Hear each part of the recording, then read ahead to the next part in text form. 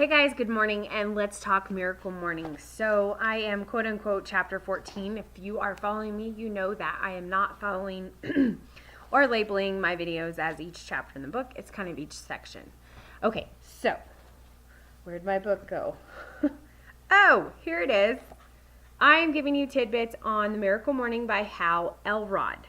Okay, I can't give you everything in the book, but I can sure enough give you kind of what I value and what's helping me, and it might strike a chord with you. But regardless, if you're looking for a better way to start your day or to implement something in your day, where'd it go? This is it, okay? And I add this on top of other things that I do, like I do read my daily devotions out of the Fellowship of Christian Athlete Bible. I do that. Good one today. It was about being coachable. Yeah, I like that. It was crazy. Off the subject of the book, The Miracle Morning, I actually reread the part in Genesis where it talked about when Adam and Eve, well, before they were even named, what all went down. And I just saw a whole different perspective. It was crazy. So, anyways, like I said, this book is actually helping me see kind of in between the lines on stuff. Okay, so chapter 14 is about habit, okay? And for those of you that know this, it takes a habit to form your everyday life. I mean, your life is formed on habits. You know what I mean? Like, even simple things as if you guys don't get a little kiss in before you leave, you almost feel like your day was not started right. How many of you wives can say that? Even if you're fighting, there are some things, like some people don't ever like to go to bed mad. I mean, it's just weird because you'll feel incomplete. That's a habit, okay? Smoking, this is a habit. The whole hand to arm, that's crazy, right? It's that muscle memory. You're used to it. You crave it. Just like I crave, even in my sleep, being on the mound and feeling those endorphins rushing into me and pitching the ball. I spent years mastering my craft as a pitcher. And so it's like in my DNA. Rodeoing, it's still there. I grew up rodeoing. I went team roping. It was, I don't even know how many years ago. Evan was little. Probably 6 years ago.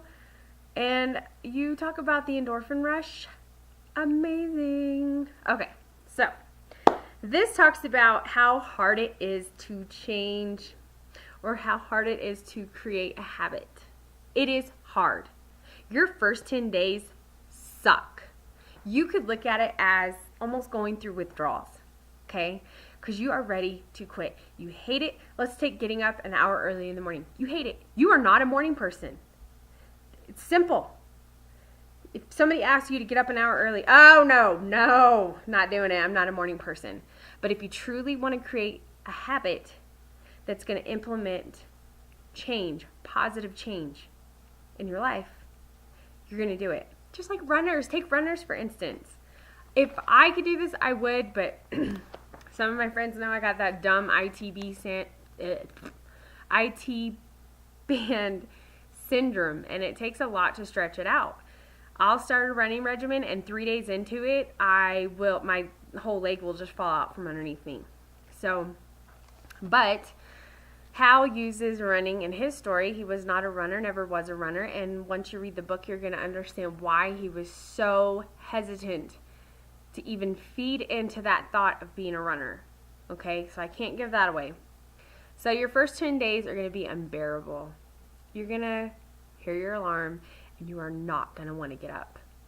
But here's a great example. Let's say you get a really good job. Let's say it's $5, $10 raise from what you were making before. The catch is, though, you have to get up an hour earlier. Your first 10 days into that new job, making that much more money, are you going to be late? Are you going to snooze? Are you not going to get out of bed? No. Is it going to suck? Yes. It's going to be rough. You're probably going to be more groggy, maybe drink more coffee than you've ever drank in your life. But because you're getting that financial raise, you're kind of adding value to your pocketbook, right? And with that, you can add value to your life by maybe buying better things rather than things that break easy or food that's cheap. Okay, and when I say food that is cheap, I'm talking like way beyond processed foods.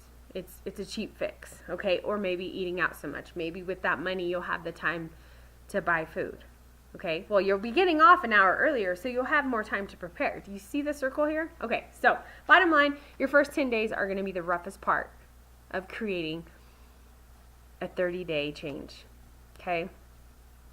But here's the thing.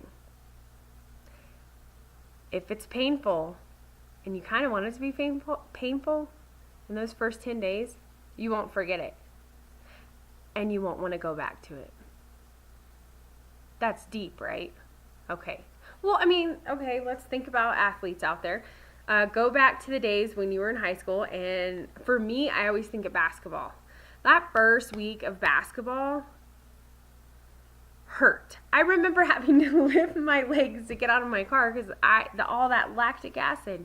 The second week hurt.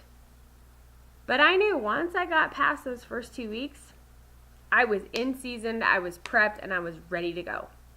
Think about it that way, okay? All right, so the next set of days, 11 through 20. This is what he deems the second phase. You're still going to be uncomfortable, okay? However, you're going to find it a little bit easier. All right, now think about it. You started that new job. You've been there for 10 days. You got a brand new check coming in. And let's say you see it on the 13th day. Isn't that going to make you getting up an hour earlier, making $10 more an hour, $5 more an hour, heck, $1.75 more an hour better? It's going to make it worth it, right, in your mind, okay? Take eating clean. Day 13, you realize you're not bloated anymore. You realize your acne is starting to clear up. You realize you're thinking more clear. You're in a better state of mind. You're not Miss Snapback all the time. Like you always got something to say. You're always in an angry place. You're actually thinking before you're speaking. It's an amazing concept. Okay. So, this is where you're really going to plug into discipline and commitment. You get hooked at this point, okay? All right, next phase, 3, 21 through 30. Now, I love 21 days. Like, you know, people say you can do anything in 21 days. You really can, but it's that last set of days is what locks you in, okay? So, like, for me personally, I have 30-day challenge groups all the time. And that's, if people stick to it every single day, they will have success. If they do everything that is asked of them to do for them to reach success, they will have success. When they fall off within that first 10 days, I already know what's going to happen. That second phase comes, day 11 through 21. They do one of two things. They continue to stay active and meet their goals. Their goals, not mine, their goals. Or they fall off completely. And it's really, really hard to get back up. Okay? Can you do it? Yes, you can do it. Okay? So, basically, you get to a point in the 21 through 30 days where you feel unstoppable. Okay? You're in the long stretch. All right? You start to create that sustaining habit. You create a whole new aspect on life, guys. All right?